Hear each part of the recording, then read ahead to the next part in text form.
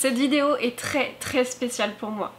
Il y a quelques mois, je prenais ma caméra et mon courage à deux mains pour partager avec vous mon projet un peu fou de créer une maison d'édition de toutes pièces autour des contes de fées. Magic Mirror est né grâce à votre soutien incroyable il y a de cela presque 6 mois.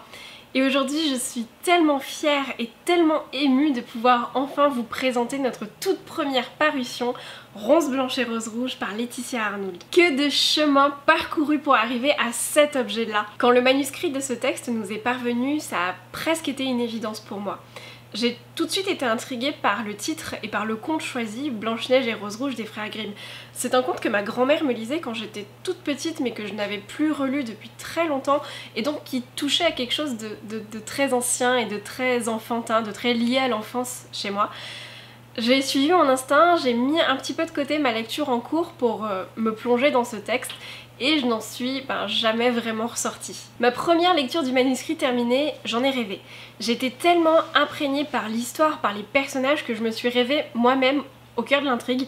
Et je pense que la décision de soutenir ce texte envers et contre tout face au comité de lecture et face aux autres membres de l'équipe Magic Mirror s'est faite pour moi à ce moment-là. Ronces blanches et roses rouges, c'est l'histoire de deux sœurs aussi différentes qu'inséparables, Sirona et Eloane.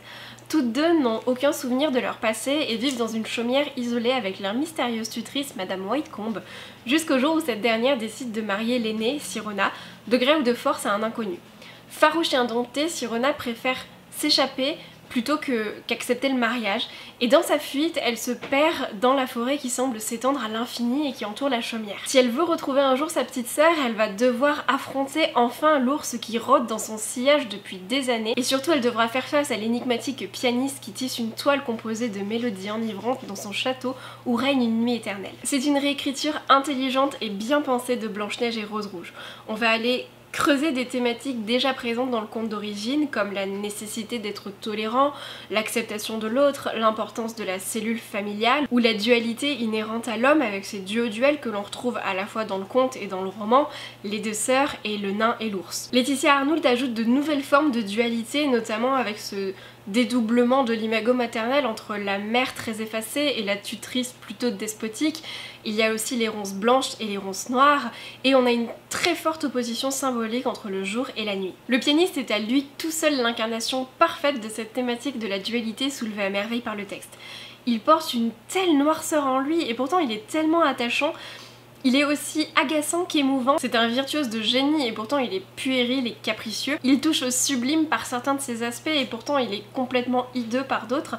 C'est un des antagonistes de l'histoire et on ne peut pas s'empêcher de l'aimer. Dans le texte, il y a également tout un travail sur les doubles jeux et les faux semblants qui exploitent un peu ce filon soulevé par le personnage du nain dans le conte d'origine. S'il aborde des thématiques déjà présentes dans le conte qu'il a inspiré, le roman met en lumière de nouvelles pistes de réflexion, comme par exemple la différence ténue entre amour pur et attirance malsaine.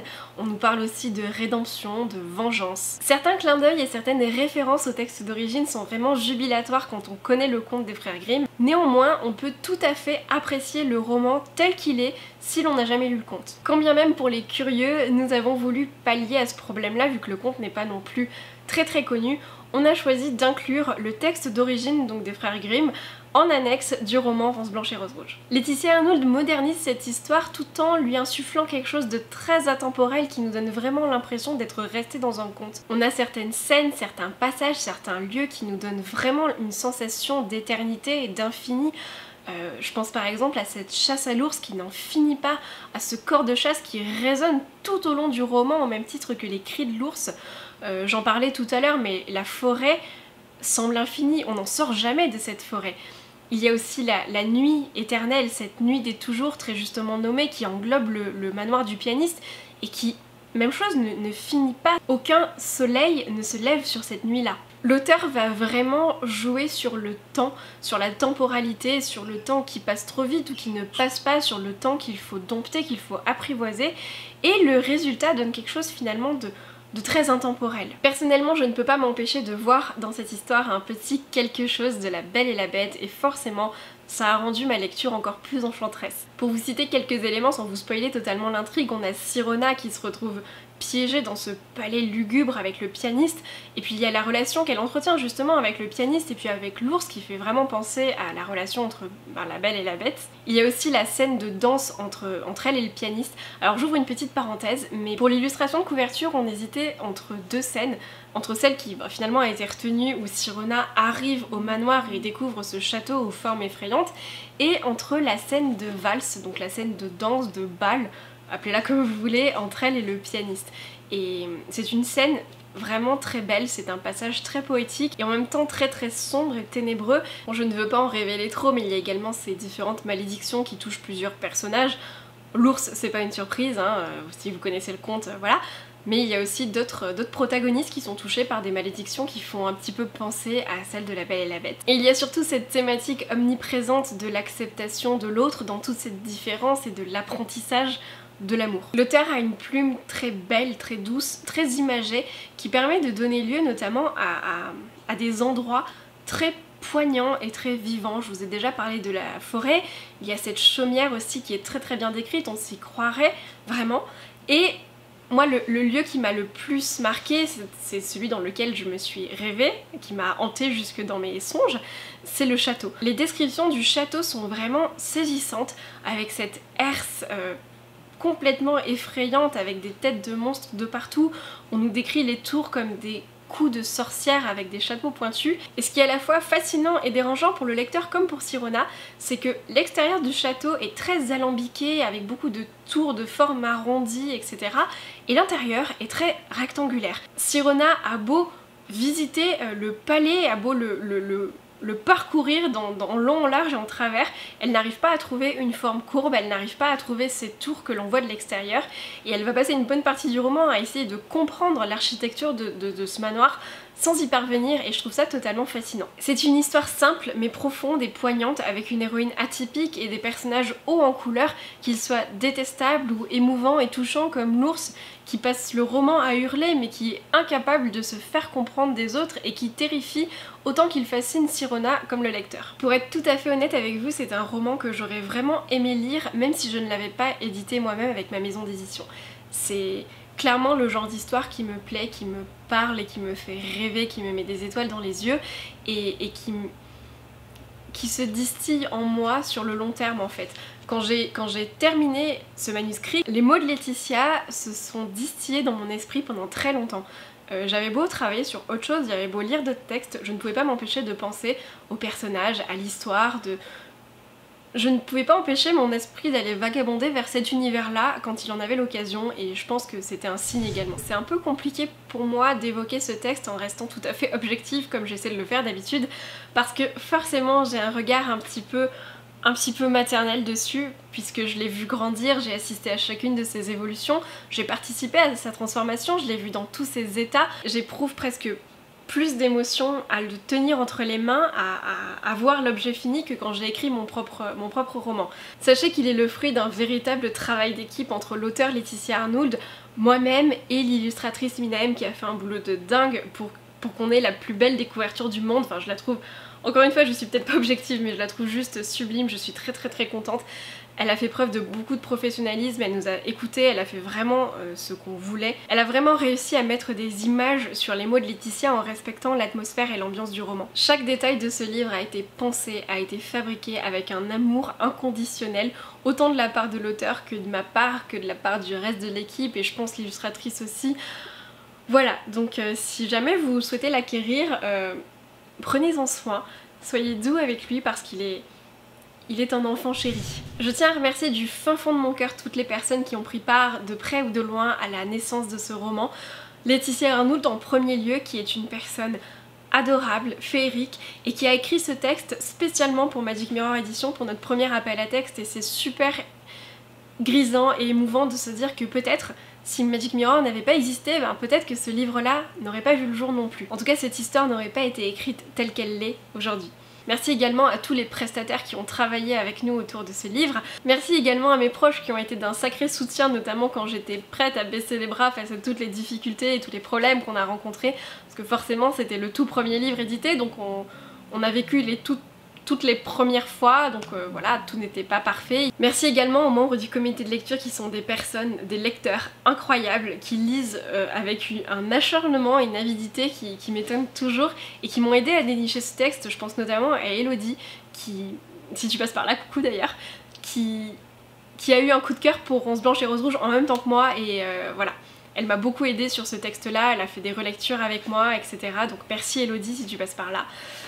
Et enfin merci à vous, mes abonnés, les gens qui regardent mes vidéos, qui les commentent et qui m'avaient offert un soutien absolument incroyable et formidable depuis le lancement de Magic Mirror. Quand j'ai fait ma toute première vidéo, mon unique vidéo d'ailleurs où je parlais de Magic Mirror, où je vous présentais mon projet, j'avais vraiment très peur qu'on se moque de moi, qu'on me dise que ça tiendrait pas la route, que c'était pas un projet intéressant ou quoi que ce soit.